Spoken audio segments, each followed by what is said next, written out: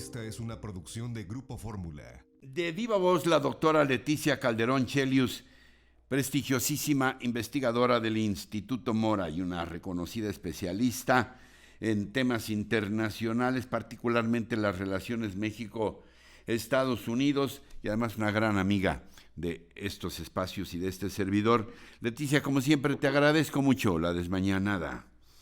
No, hombre, ¿cómo crees, Ricardo? Encantada, y además, no, ya con la escuela activa, ya estamos, ya no es desmañanada, ya es hora normal. Muchas gracias. Me parece muy bien. Leticia, pregunta abierta, ¿cuál tu opinión sobre estos acontecimientos recientes en nuestra frontera sur, lo que hemos visto, lo que hemos comentado? Pues varios niveles, Ricardo. Mira, el primero es el obvio. El Instituto Nacional de Migración tiene más de una década, yo te diría incluso 2 décadas, que ha sido una de las instituciones más criticadas, más señaladas por, pues, obviamente, violación a los derechos humanos sistemáticamente reportados, y que incluso a final del sexenio pasado se hablaba de la necesidad de desaparecerlo, o por lo menos un rediseño institucional que se intentó al inicio del sexenio. Eso es parte de lo que se nos dijo y se habló, pero evidentemente eso no ha ocurrido, y en este escenario, no hay más que decir, y escuchaba tu comentario, pues es evidente que las imágenes que vimos son solo la punta del iceberg de lo que no vemos, Ricardo, porque ese es el problema. Cuando tú tienes esas imágenes es porque ya está realmente, pues, muy obvio el trato que se puede dar desde esa perspectiva, y no se puede negar. Entonces, hasta que hay imágenes, como sociedad y como opinión pública reaccionamos, pero esto viene documentándose hace mucho tiempo y no tiene que ver solo con este momento político, esta presidencia, sino estamos hablando de una institución muy señalada, Ricardo. ¿Qué hacer? ¿Cuál podría ser una vía para evitar estos excesos y lograr el equilibrio? Sí, se tiene que cuidar la frontera, sobre todo porque hay acuerdos. Ya me dirás si estás, si coincides o no. Hay acuerdos con Estados Unidos, compromisos del cuidado de la frontera sur, pero ¿cómo lograr este equilibrio de un cuidado que no sea represivo y tan violento? Sí, este es un tema que ha acompañado a México, insisto, hace tiempo. Pues mira, ¿por qué lo tenemos que ver en perspectiva? Porque si no, no le entramos realmente al tema. Lo dejamos como una cuestión coyuntural, y yo recuerdo el Plan Frontera Sur, que era justamente la retención y contención del flujo migratorio desde el sexenio pasado, ya de manera muy visible.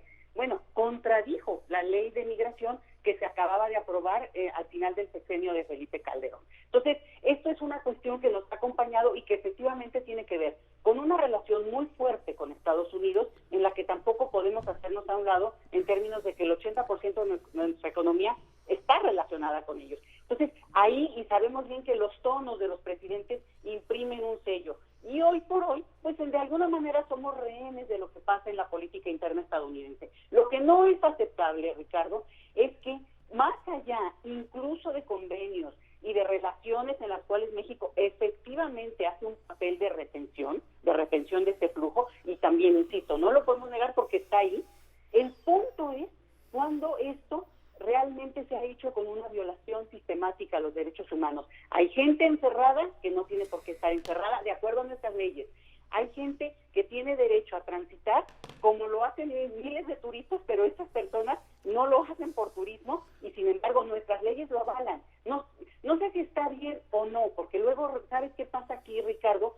Que sí, las reacciones de la gente, eso es parte de lo que también explica este fenómeno. La gente reacciona con comentarios muy xenófobos, de una reacción muy tipo, pues llévenselos a su casa, pues entonces ustedes alberguenlos, o sea, ¿me entiendes? Como que no se ve la dimensión de un tema que es más allá de un territorio como el nuestro. Entonces, sí creo que tiene que ver con que una instancia, por más que tenga que tener un papel que tiene que ver con, digamos, control, bueno, esto es evidente que no tiene ya no tiene correlato con lo que estamos viendo. Pero yo sí te quiero decir una cosa, Ricardo, porque escuchaba tu comentario. Mira, primero yo creo, y lo he escrito también, que la parte que tiene que ver con los afganos, primero son 120 los que han llegado, a lo mejor llegan a una centena más, no podemos equipararlo, porque esa es una cuestión coyuntural, efectivamente política, efectivamente para meterse en el debate internacional, pero cada vida salvada merece ser salvada. Y entonces, para que no lo revolvamos, porque si no, realmente descalifica una situación en la que tenemos que meter toda nuestra energía, porque como yo te digo, el problema es cuando tú ves la reacción de la opinión pública. La opinión pública puede criticar mucho al gobierno de México, pero en su actitud frente al tema migratorio acaba avalando la violación de los derechos humanos y no lo podemos permitir. Entonces, sí me gustaría señalar esto y también no equipararlo con otras acciones que pueden ser violentas, que pueden tener un contexto, pero pues que no, la verdad, insisto, estamos frente a un tema que rebasa a cualquier gobierno de los que yo te podría decir que he seguido en este tema, por lo menos desde hace tres gobiernos, digamos, ¿no? Incluso el de Fox. Entonces, creo que es de las reformas interesantes que el nuevo secretario de Gobernación, entró y destituye a estos dos, bueno, tú los describías de una manera muy contundente, personas que realmente utilizan incluso su fuerza para reprimir al extremo a una persona que podría haber llegado a palabras mayores. Ricardo, es gravísimo, pero este es un problema.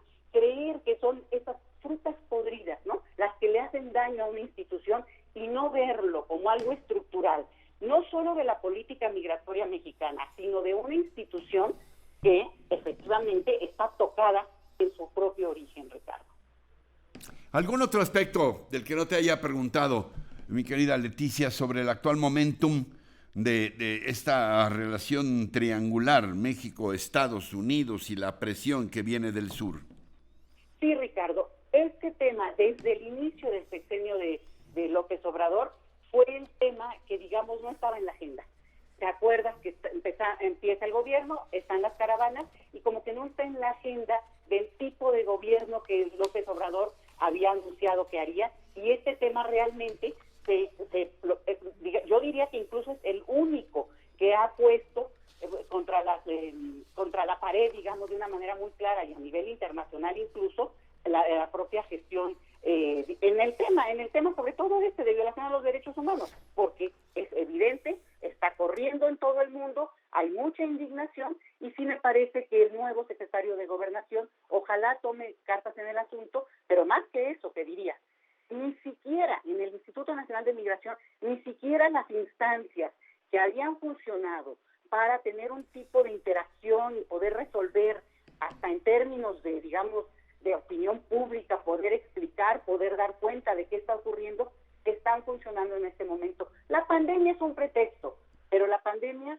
tiene un límite y creo yo que pues el límite lo pusieron ellos mismos y la visibilidad de este acto brutal y feroz, Ricardo, sí te diría que no nos apantalle. Es solo algo que pudo viralizarse y por eso la indignación no puede ser tan coyuntural como suele ocurrir. Si no vemos que esto está ocurriendo, que ha ocurrido, bueno, pues entonces mañana se habrá olvidado de nuevo. Como siempre, mil gracias, Leticia Calderón Chelius. Te mando mi saludo más cariñoso y sincero. Gracias. Hasta luego, Ricardo. Buenos días a todos. Buenos días. Encuentra más contenido como este en radioformula.mx.